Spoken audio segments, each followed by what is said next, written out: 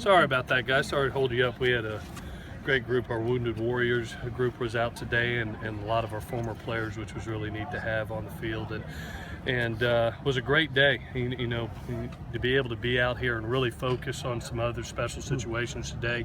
You know, we know it's going to be a very physical ball game in game 1 and game 3 with some 22 personnel, 2 tights, 2 backs, and really focused on that today in our team run segment of really running power football, not only for ourselves offensively when we have to run the ball when we must, but we know we're going to have to face that defensively. So we really focused on that today, and then basically put the ball down for the last 3 plays of it and told everybody on the field it's going to be power to the right side, and let's see if you can stop it for a first down. So to be able to have that type of physicality, I really enjoyed it today. I thought the kids ate it up from a competitive standpoint.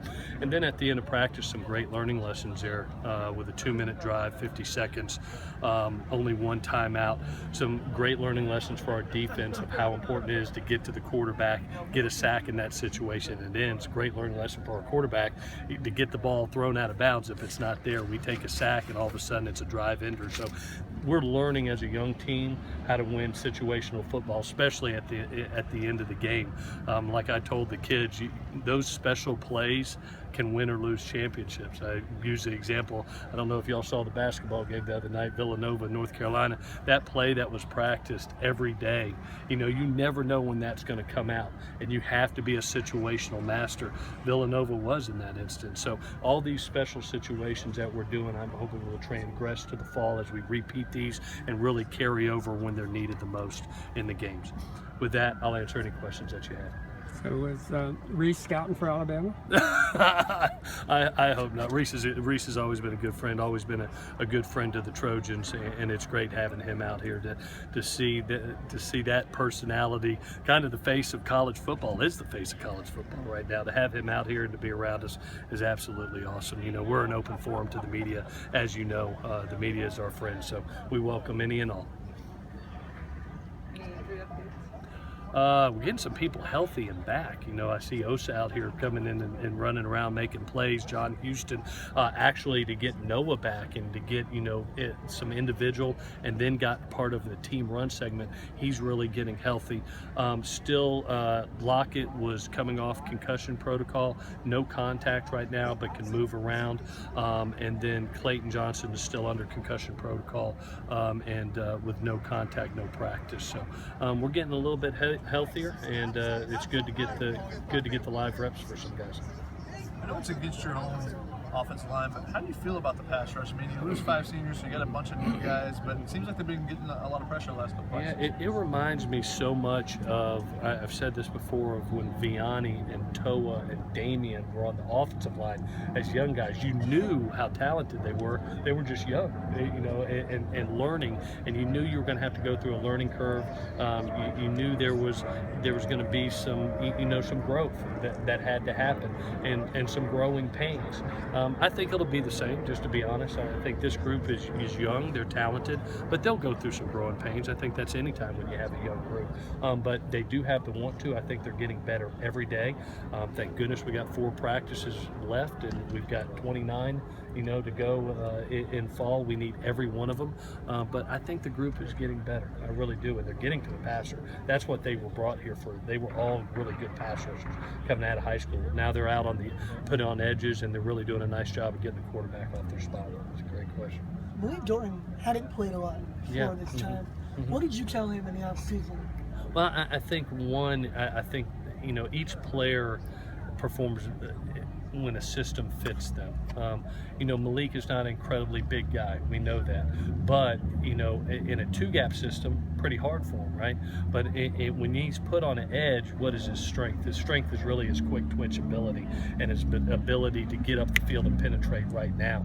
And I think you're seeing that. We're playing to some of our kids' strength. I think of a Rasheem Green. I think of a Porter Gustin, a Jabari. You look at those guys, they're so quick off the ball. And I think by Clancy putting them on some edges with what he's doing, those guys get upfield pretty fast, and you know that quarterback feels that, and he's having to step up in the pocket. He's having to move over, find throwing lanes. They're doing a nice job with the pass rush, and I'll be honest with you, the blitz package that Clancy has put together in this camp has been phenomenal. It really is. I think it's going to cause some havoc. playing off that question somebody just asked me, how are they going to stop the run? How do you stop the run with this Well, team? I think one, with Clancy, what Clancy does, it's going to have to be a full team effort. I think our linebackers are going to have to play extremely well at the second level. And Clancy loves to he's always been a guy that loves to get that second safety down in there, to be that extra body. And then we're going to have to win, by playing in the other offense's backfield, with penetration, not to play on our side of the line of scrimmage, but theirs. And I see KU preaching that every day. You see him working those individual drills. I keep hearing him say, get on their side of the ball, get on their side of the ball. It's very, very important that we penetrate and play on their side of the ball, and then have our linebacker level and our safeties play extremely physical football.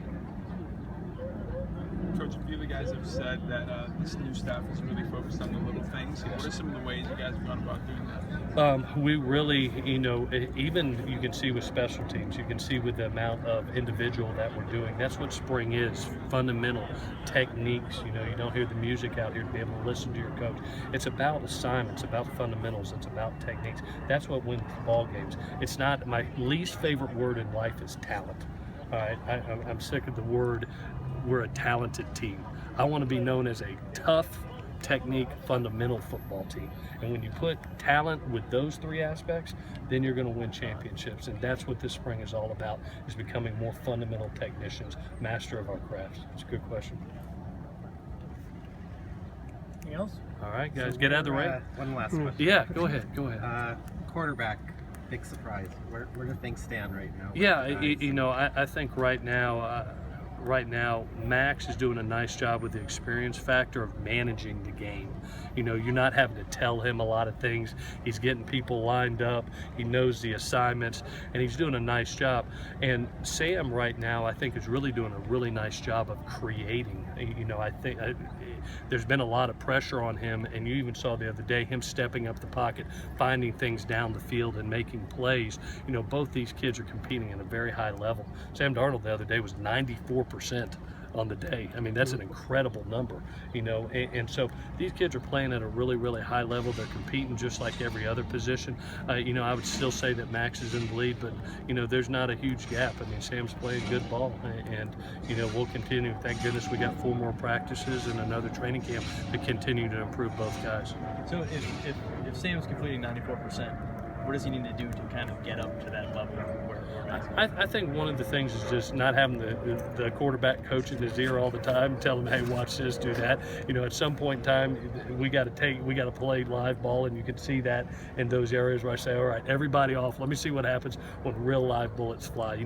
This is still Sam's first camp, first training camp. He's still learning, but it's really, what's really neat to see as a coach, how extreme, and there's this word again, talented both guys are.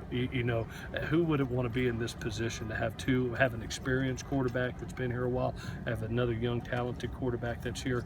I think his growth of being able to know the plays inside and out on a day-to-day basis, I think is important for him. It's a good question. All right, guys, thank y'all so much. Appreciate it. Thanks, Ryan.